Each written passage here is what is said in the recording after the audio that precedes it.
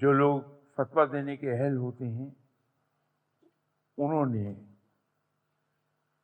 14 مختلف علوم کو ماسٹر کیا ہوتا ہے درس نظامی کے علاوہ.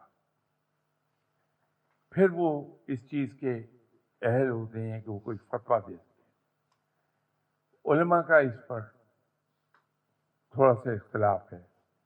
کچھ علماء یہ کہتے ہیں کہ ایک قضا نماز ادا کرتے ہیں تو باقی نمازیں ادا ہوگی. کچھ علماء یہ کہتے ہیں کہ آپ کو تمام قضا نمازیں ادا کرنا ہے. میرے خیال میں سب میں محتاط رویہ یہ ہوگا کہ ہم ہر نماز کے ساتھ ایک ایڈیشنل نماز پڑھ لیں یہ نیت کر کے کہ یہ قضا ہے.